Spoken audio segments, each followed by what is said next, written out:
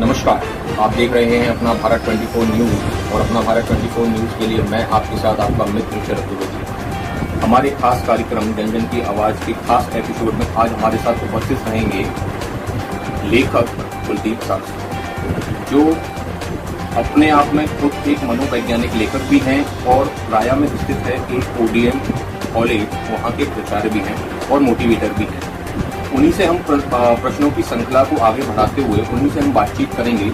जी कुलदीप जी, पहला तो मेरा प्रश्न आपसे यही रहेगा कि मनोवैज्ञानिक से आप संबंधित हैं, तो मनोवैज्ञानिक की तरफ आपका जो रुख है इस तरफ कैसे आगे बढ़ा? नमस्कार सर, मैं ये बताना चाहता हूँ कि जब मैं एमएड कर रहा था गोल्डफील्ड कॉलेज फरीदाबाद से, तो वहाँ एक मेरी गाइड थी, जो मेरी एमएड की गाइड थी, डॉक्टर सोनम बंसल। वो भटिंडा से थी और गोल्ड मेडलिस्ट थी। एक बार उनकी बुक निकलती थी द साइकोलॉजिकल लाइफ। तो इस बारे में जब उनसे पूछा कि मैम आप ये बताइए, आप ये बुक कैसे लिखती हैं, तो उनसे बोलती हैं कि इसमें बहुत काम करना पड़ता है, बहुत मेहनत है और तुम नहीं कर पाओगे काम। उसके बाद मैंने उनको पूछा कि आप मुझे बताइए, मैं कैपेबल हूँ और मैं कर सकता हूँ। उसके बाद मैंने सबसे पहली जो किताब थी उसे 2012 में जब एमएड किया, तो एमएड करने के बाद ही मेरा जो मोटिव था वो ये था कि मैं एक राइटर बनना है मुझे और बुक लिखनी है।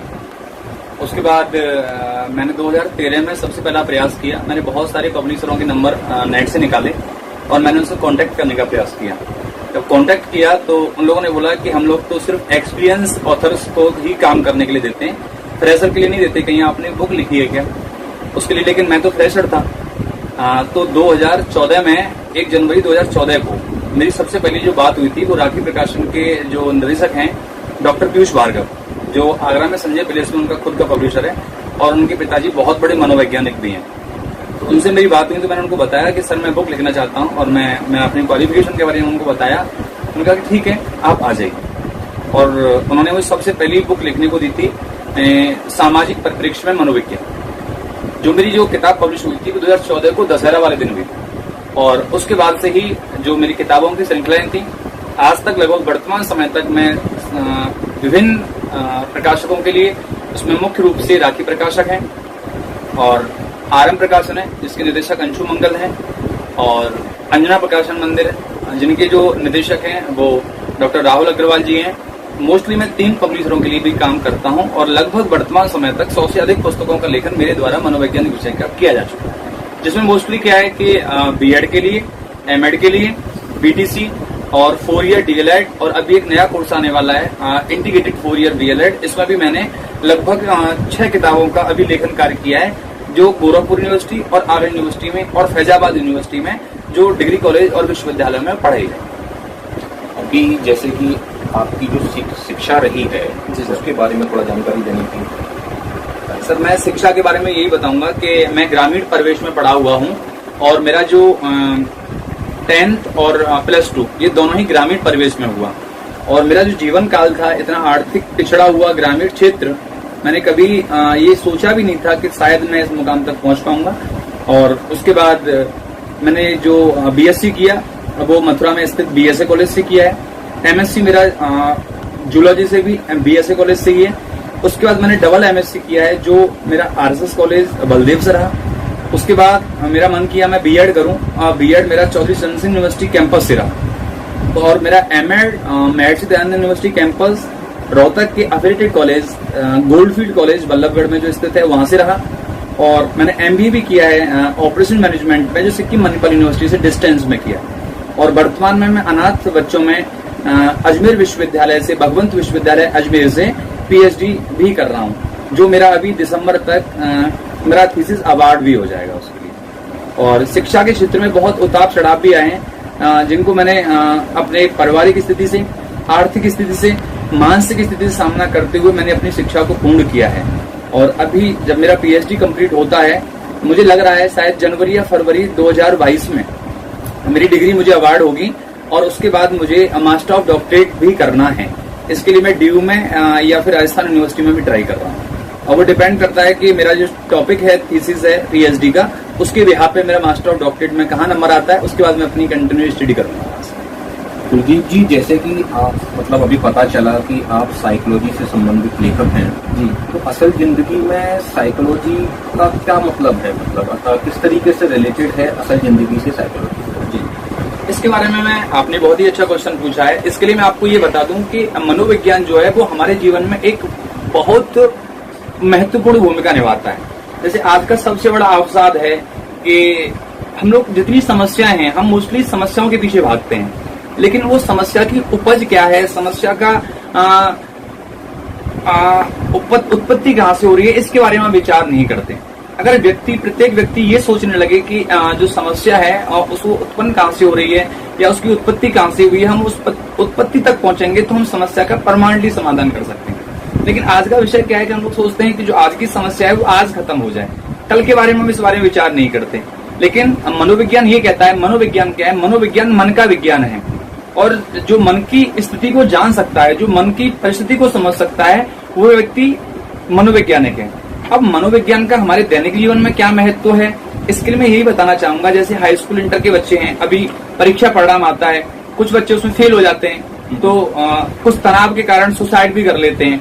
कुछ लोग हैं जिसमें मानसिक अवसाद इतना बढ़ जाता है कि अपनी स्टडी भी छोड़ देते हैं, और कुछ लोग ऐसे हैं कि पढ़ाई छोड़ने के बाद एक गलत रास्ते अपना लेते हैं। तो मैं उनको यही कहना चाहूंगा कि मनोविज्ञान का जो विषय है, अगर हम मन की स्थिति को समझें, मन हमारा क्या चाहता है, मन हमारा क्या करना चाहता है, अगर हम मन को स्थिति को समझें।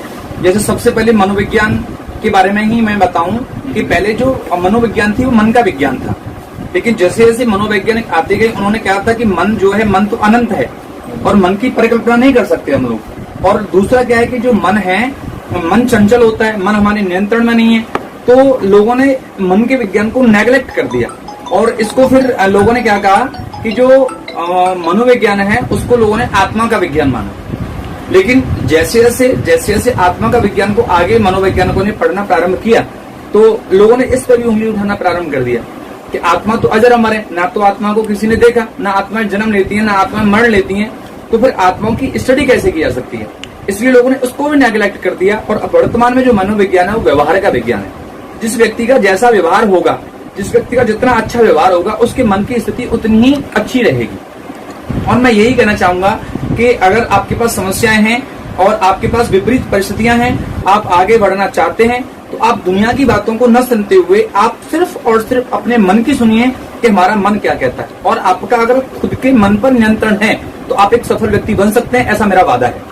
मतलब कुलदीप जी, आपका ये कहना है कि असल जिंदगी को यदि आप जीना चाहते हैं तो कहीं ना कहीं जो साइकोलॉजी का जो कॉन्सेप्ट है उसको समझना जरूरी है। जी, बहुत जरूरी है। ठीक है, लेकिन कहीं ना कहीं आजकल का जो समाज है वो टोट के जैसी संबंधित उसमें पड़ता है, तो उसके बारे में साइकोलॉजी क्या सोचती है? सर, मनोविज्ञान यही कहती है, देखिए यदि आपके घर में कोई झगड़ा होता है या आपके घर में आर्थिक स्थिति से आप जूझ रहे हैं, तो इसका कारण कोई टोटका या तांत्रिक विद्या नहीं हो सकता। इसका रीजन ये हो सकता है या तो आप वास्तु ज्ञान से आप परिचित नहीं है।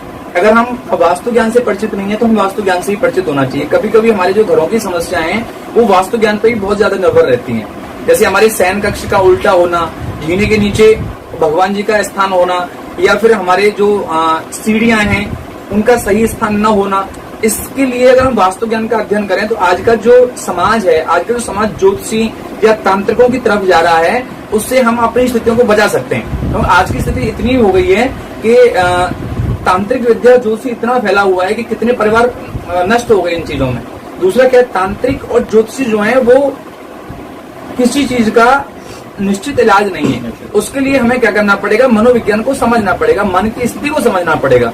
और मनोविज्ञान आज के दैनिक जीवन में इतनी महत्वपूर्ण हो गई है कि मनोविज्ञान के बिना आप कुछ कदम भी नहीं चल सकते। अगर आपको मनोविज्ञान का, और मैं आने वाली पीढ़ी को भी यही कहूंगा कि अगर आप पढ़ना चाहते हैं और आप अगर आना चाहते हैं तो मनोविज्ञान का अध्ययन करिए, क्योंकि मनोविज्ञान ही व्यक्ति को व्यक्ति बनाता है।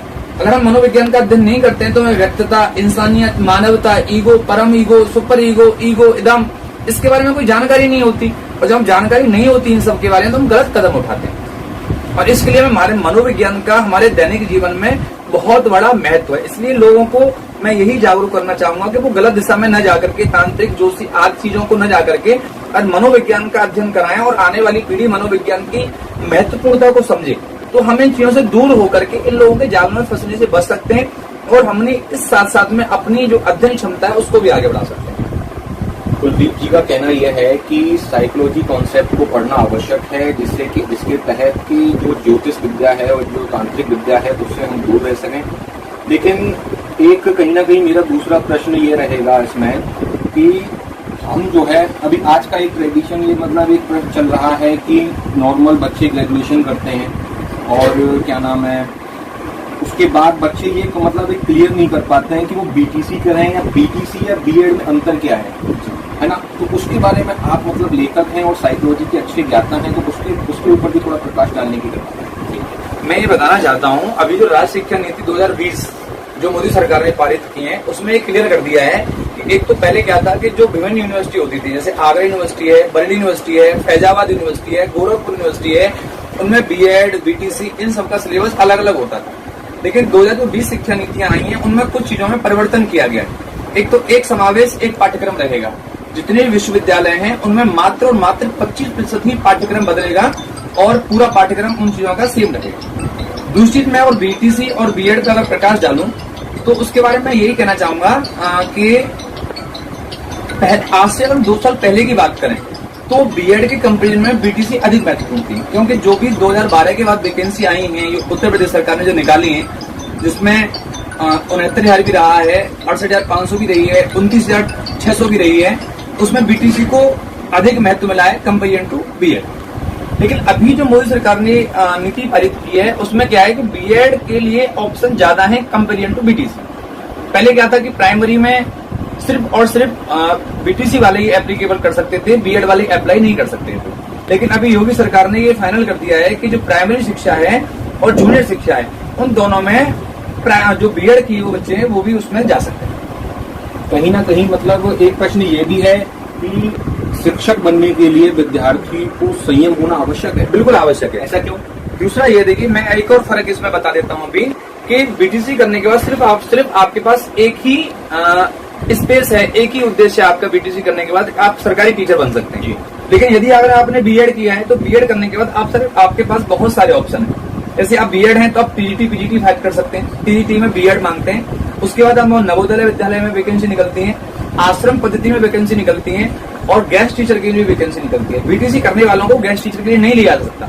लेकिन अगर आप बीएड हैं, टेट पास हैं, सीटेट पास हैं, तो आप नवोदय विद्यालय, केंद्रीय विद्यालय, आश्रम पद्धति विद्यालय और जो आरएसएस के सरस्वती वाले विद्यालय हैं उनमें आप अच्छी सैलरी पर भी काम कर सकते हैं। लेकिन आप बीटीसी कर रखा है तो आपके पास सिर्फ एक ही ऑप्शन है कि उत्तर प्रदेश सरकार जब जगह निकालेगी उसके बाद आपको उसमें स्थान मिलेगा।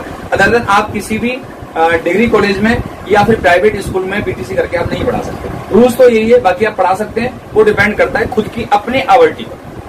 टेट के और एसटेट के विद्यार्थी जो मेहनत करते हैं मतलब उनके लिए आप क्या कहेंगे कि मतलब वो किस तरीके से तैयारी करें कि जैसे कि वो यूपी टेट हुआ या अदर स्टेट के टेट एग्जाम हुए उनको वो क्वालिफाई कर सकें, या जिन बच्चों ने टेट क्वालिफाई कर लिया है वो एसटेट किस तरीके से क्वालिफाई कर सकते हैं?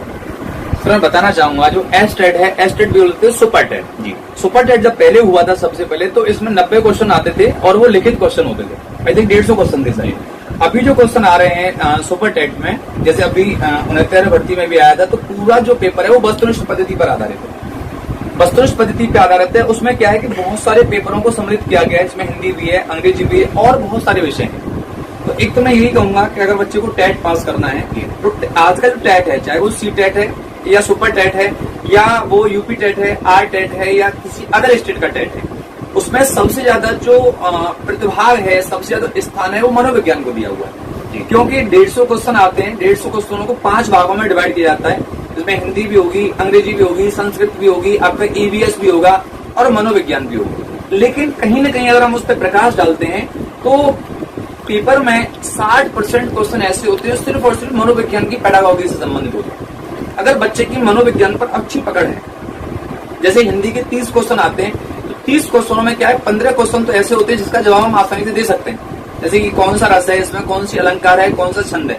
लेकिन 15 क्वेश्चन उस एग्जाम में ऐसे भी होते हैं जो सिर्फ और सिर्फ आपके मनोविज्ञान पर ही आधारित होते हैं। जैसे कि एक एग्जाम्पल मैं आपको बता दूं, यहाँ पे जैसे कोई बच्चा है और एक शिक्षक कक्षा में पढ़ा रहा है और एक बच्चा आपकी क्लास में शोर कर रहा है, तो क्वेश्चन बनता है कि आप उस बच्चे को डांट करके क्लास से बाहर निकाल देंगे या आप उस बच्चे को नहीं पढ़ाएंगे या आप उस बच्चे के अभिभावकों को बुला करके उस बच्चे की स्थिति के बारे में अवगत कराएंगे या उस बच्चे को डांटेंगे। ये क्या है, ये मनोविज्ञान का भाग है। जब तक किसी शिक्षक ने और किसी विद्यार्थी ने मनोविज्ञान नहीं पढ़ा है, भले ये क्वेश्चन मैथ में भी हो सकता है, साइंस में हो सकता है, हिंदी में हो सकता है, लेकिन इसका जो भाव है वो पूरे रूप से मनोविज्ञान है। उसका जवाब क्या रहेगा? तो उसका जवाब ये रहेगा कि न तो हम क्लास के बच्चे को बाहर निकालेंगे, क्योंकि जब RTE राइट टू एजुकेशन शिक्षा का अधिकार पारित हुआ 2009 में, जब से किसी भी शिक्षक को बच्चे को मारने के लिए प्रेरित नहीं किया सकता। आप बच्चे को मार नहीं सकते, इसके लिए आपको दोषी ठहराया जा सकता है। इससे सबसे अच्छा तरीका, न तो आप और एक गलती पर आप किसी बच्चे के अभिभावक को भी नहीं बुला सकते। एक अच्छे शिक्षक का फर्ज ये बनता है, उसका ये उत्तरदायित्व है कि वो उस बच्चे की मनोस्थिति को समझे कि आखिर बच्चा गुस्सा में है या आपकी क्लास में पढ़ना नहीं चाह रहा है, तो हमें क्या करना चाहिए। हो सकता है शिक्षक में भी तो कमी हो सकती है, उसको पढ़ाना ना आता हो या उसकी जो टीचिंग स्किल है या टीचिंग मेथड है उनसे बच्चा संतुष्ट ना हो, और संतुष्ट न होने पर बच्चा क्या तनाव हो जाता है, और तनाव जब होता है बच्चे के अंदर तो वो गुस्से में आता है, और गुस्से में वो अपने आप को, क्रोध होने पर वो अपने आप के आपे को खो देता है। क्योंकि मनोविज्ञान में थोंडाइक हुए हैं, थोंडाइक ने सिद्धांत दिया है सीखने का। उन्होंने ये भी कहा है कि you can lead a horse to water but you can not make him to drink. हम एक घोड़े को पानी तक ले जा तो सकते हैं, बट उसे पानी पीने के लिए बाध्य नहीं कर सकते। ये सीखने का सिद्धांत है। अगर बच्चे आपकी शिक्षा पद्धति से खुश नहीं है, अगर एक क्लास का बच्चा आपके शिक्षण कार्य से प्रभावित नहीं है, प्रसन्न नहीं है, तो आप उसे जबरदस्ती क्लास में तो बिठा सकते हैं, लेकिन उसे आप सीखने के लिए मजबूर नहीं कर सकते।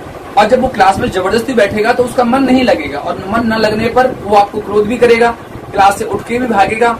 इस स्थिति में बच्चे की मनोस्थिति को जानते हुए एक शिक्षक को खुद में सुधार करना चाहिए कि मैं इस बच्चे को, और जब एक शिक्षक एक बच्चे को सुधार नहीं कर सकता तो मैं ऐसे शिक्षक को यही कहूंगा कि उसे शिक्षक बनने का अधिकार नहीं। देखिए, एक प्रश्न मेरा यह हो रहा है कि मतलब शिक्षक बनना हर किसी के बस की बात नहीं होती है, लेकिन कुछ विद्यार्थी ऐसे होते हैं जो लॉन्ग डिस्टेंस पर B.Ed या BTC करते हैं, जैसे कि वो मतलब इनके मानकों को नहीं सीख पाते हैं। उस पर आपका क्या विचार है? सर, मैं ये बताना चाह रहा हूँ इस बारे में कि जब आप रेगुलर B.Ed और डिस्टेंस या करस्पॉन्डेंस B.Ed करते हैं, तो रेगुलर जो B.Ed होती है उसमें पहले होती है माइक्रो टीचिंग और उसके बाद होती है 40 दिन की मैक्रो टीचिंग। माइक्रो टीचिंग और मैक्रो टीचिंग क्या है? मैक्रो टीचिंग में एक अब्राहम लिंकन हुए जो अमेरिका के राष्ट्रपति हैं, उन्होंने कहा था कि लघु कक्षा में लघु बच्चों को पढ़ाना लघु समय में माइक्रो टीचिंग कहलाती है। कम समय में कम बच्चों को कम पाठ्यक्रम के साथ में पढ़ाना माइक्रो टीचिंग कहलाती है।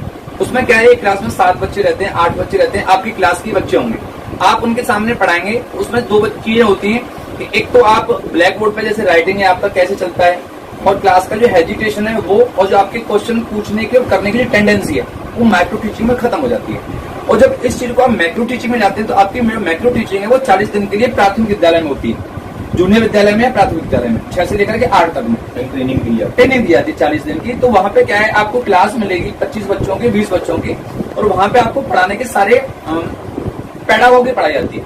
और पेडागोगी का हमारे सुपर टेट और टेट में बहुत बड़ा योगदान है। पेडागोगी है क्या, मैं ये बताता हूँ। Teaching skill, teaching method, teaching technique और टीचिंग मैगजीन्स, यानी शिक्षण सूत्र, शिक्षण विधियां, शिक्षण कौशल और शिक्षण विधि, इन चारों चीजों से मिलकर के बनता है आपका पेडागोग। और जब तक एक शिक्षक को शिक्षण विधि नहीं आती, शिक्षण प्रविधि नहीं आती, शिक्षण कौशल नहीं आते, शिक्षण सूत्र नहीं आते, जिस चीजों को ये नहीं पता कि शिक्षण सूत्र क्या है, क्या बिना सूत्र के मैथ को सॉल्व किया जा सकता है? नहीं किया जा सकता। ऐसे जिस तरीके से बिना सूत्रों के मैथ को सॉल्यूशन नहीं किया जा सकता, उसी तरीके से मनोवैज्ञानिक के सूत्रों के बिना, शिक्षण सूत्रों के बिना आप पेडागोगी को सॉल्व नहीं कर सकते। और जब करस्पॉन्डेंस में आप B.Ed और BTC करके जा रहे हैं, BTC तो होती नहीं है करस्पॉन्डेंस में, अगर B.Ed आप करस्पॉन्डेंस से डिस्टेंस लर्निंग में करके आ रहे हैं तो आपको इन चीजों का आपको ज्ञान ही नहीं होगा। और जिस टीचर को शिक्षण पद्धतियां नहीं आती, शिक्षण मेथड नहीं आते, शिक्षण सूत्र नहीं आते, तो आप क्लास में जाकर के बच्चों को पढ़ाएंगे कैसे? तो ऐसे लोगों को मैं यही कहना चाहूंगा कि वो लोग अपने तरीके से रेगुलर B.Ed करें और BTC रेगुलर करें, जिससे जो शिक्षा के मानक हैं, क्लास में स्टैंड होने का तरीका, ब्लैक बोर्ड पर लिखने का तरीका, क्लास को ऑब्जर्व करने का तरीका। इस चीज पर आप सरकार के को लेकर क्या कहेंगे कि मतलब सरकार ऐसे ऐसे कॉलेजों को मतलब परमिट कर देती है जिसमें मतलब इन चीजों का ध्यान नहीं दिया जाता है, वो कॉरेस्पॉन्डिंग या मतलब डिस्टेंस पे B.Ed करवाने के लिए उन्हें परमिशन दे दी जाती है, तो सरकार की गलती नहीं है इसमें? सर, मैं ये कहना चाहूंगा कि देखिए, हमारे यहाँ विश्वविद्यालय भी कई प्रकार के हैं, जैसे सेंट्रल यूनिवर्सिटियां हैं, डीम्ड यूनिवर्सिटियां हैं, करस्पॉन्डेंस यूनिवर्सिटी है, लर्निंग यूनिवर्सिटी है। सबसे पहले हमारे इग्नू का स्थापना हुई थी। इग्नू क्या है, नेशनल डिस्टेंस यूनिवर्सिटी है, उसमें आप करस्पॉन्डेंस से B.Ed भी कर सकते हैं। उसका बीएड वैसे मान्य होता है, मान्य है गवर्नमेंट यूनिवर्सिटी में। पिछली बार अभी बीच में हटा दिया था, फिर दोबारा से उसे रिकॉग्नाइज किया गया है। लेकिन वो टीचर बन सकता है, वो इग्नू से बीएड करने के बाद आप टीचर तो बन सकते हैं, लेकिन टीचर बनने का जो बच्चों को देने का जो शिक्षण कला है, जो शिक्षण विधियां हैं, वो कैसे आएंगी आपके अंदर? मैं उसी की बात कर रहा हूँ कि वो कहीं ना कहीं बच्चों के लिए सफल टीचर कहलाएगा। नहीं, मैं इस चीज से सहमत नहीं हूँ। वो सफल टीचर नहीं कहला सकता, वो सफल टीचर नहीं कहला सकता, क्योंकि उसको जिस चीज की टेक्निक नहीं है बच्चों को पढ़ाने का। उनका बच्चा क्या है, बच्चा और ग्राहक दोनों कभी गलत नहीं हो सकते।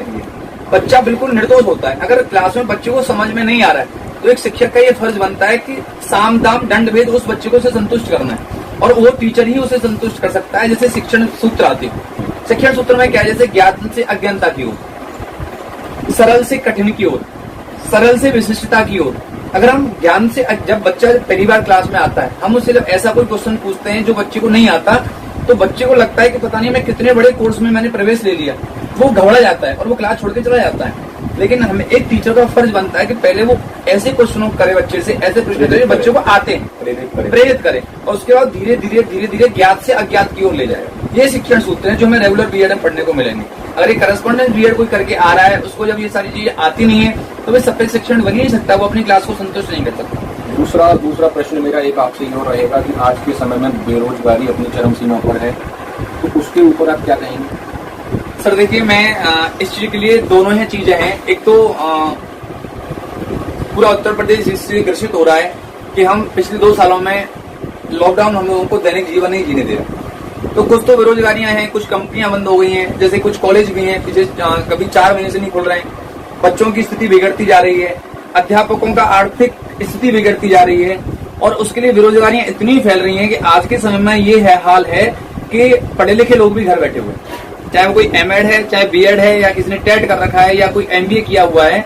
तो बेरोजगारी के मामले में मैं यही कहूंगा कि बेरोजगारी इस हद तक फैली हुई है कि एजुकेटेड लोग भी घर पे बैठे हुए हैं, और वो इतना मानसिक अवसाद में है, इतना मानसिक प्रेशर में है, इतना आर्थिक स्थिति से जूझ रहे हैं कि वो अपने परिवार का पालन भी एक अच्छे रूप में नहीं कर पा रहे।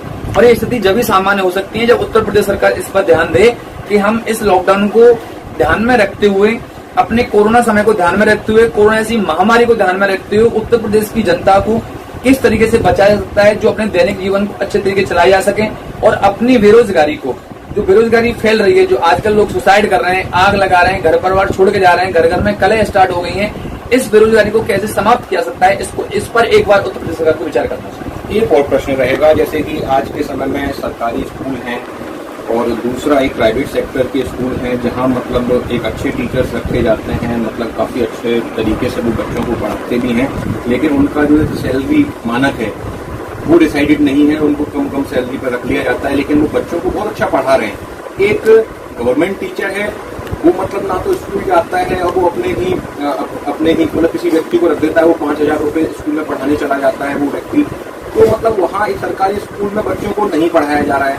तो कहीं ना कहीं जो जनता है, जो देश के जो माँ बाप हैं, वो कहीं ना कहीं अपने बच्चों को प्राइवेट सेक्टर की तरफ बच्चों को भेज रहे हैं, और सरकारी स्कूल एक तरीके से ठप होते चले जा रहे हैं। तो उसके ऊपर आप क्या कहेंगे? सर उसके ऊपर मैं अभी ये कहूंगा, अभी योगी सरकार ने और मोदी सरकार ने कुछ दिन पहले एक शासनादेश जारी किया था जी, और उस शासनादेश में स्पष्ट निर्देश दिए गए थे कि जितने भी सरकारी लोग हैं, जितने मंत्री, विधायक, एमएलसी या सरकारी टीचर हैं, वो अपने बच्चों को सरकारी विद्यालयों में पढ़ाएंगे, और ऐसा स्पष्ट आदेश था। लेकिन इसका पालन किस हद तक हुआ, ये उत्तर प्रदेश सरकार अच्छी तरीके से जानती है।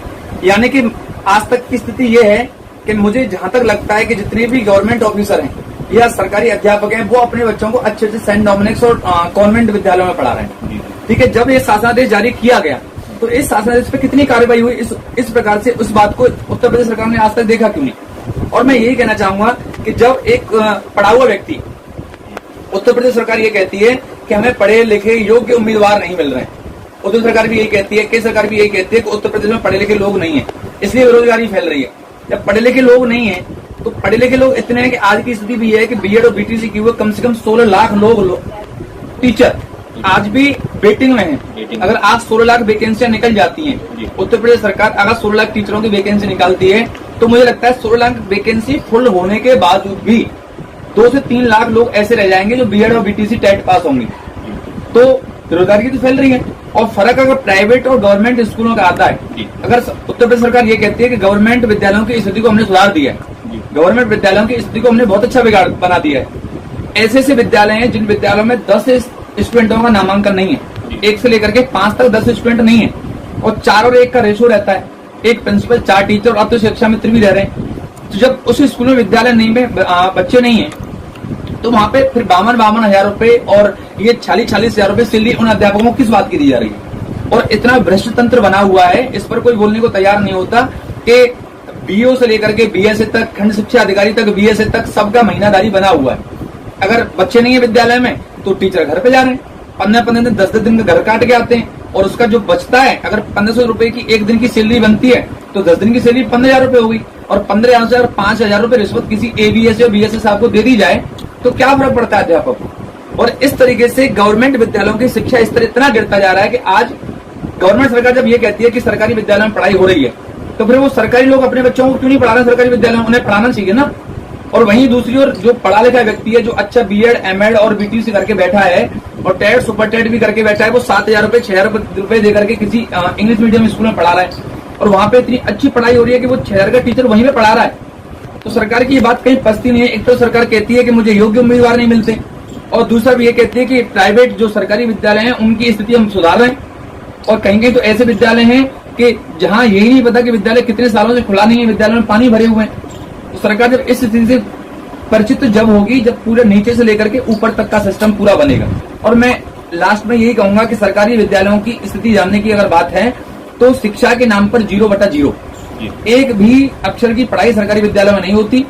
पूरे तरीके से 10-5 विद्यालय ऐसे होंगे जहां नई जो हम उम्र जैसे लोग लगे हैं, जो अभी लगे हुए हैं, जो मेहनत भी कर रहे हैं, चाहे वो मोटिवेशन तरीके से कर रहे हैं, चाहे वो इनोवेशन तरीके से कर रहे हैं, चाहे वो किसी और तरीके से कर भी रहे हैं। जो पुराने टीचर हैं, जो पुराने लगे हुए हैं 10-10, 20-20 साल से, वो लोग नए टीचरों को कार्य नहीं करने दे रहे। तो कार्य करने दे रहे हैं, वो यही चाहते हैं कि जब ये कार्य करने का तो हमें भी कार्य करना पड़ेगा, इसलिए अच्छा जैसे हम और वैसे ही तुम। तो सरकारी हिस्सों की विद्यालयों की जो स्थिति है वो फिलहाल बिगड़ी हुई है, और कंपेरिजन टू प्राइवेट, गवर्नमेंट और सेंट गवर्नेंस। अभी हमारे साथ थे कुलदीप जी, जिन्होंने साइकोलॉजी के तथ्य को लेकर काफी जानकारी दी, बीएड, बीटीसी को लेकर काफी जानकारी दी, और सरकार ने शिक्षा के क्षेत्र की तरफ बिल्कुल नहीं सोचा, उसके बारे में भी काफी बताया। मेरा केवल यही कहना है कि सरकार को सोचना चाहिए, प्राइवेट सेक्टर में जो स्कूल हैं उसकी तरफ अपने सरकारी स्कूलों को भी बनाना चाहिए उसी की तरह। अंत में मैं आपसे विदाई देता हूं, और जुड़े रहिए अपना भारत 24 न्यूज के साथ।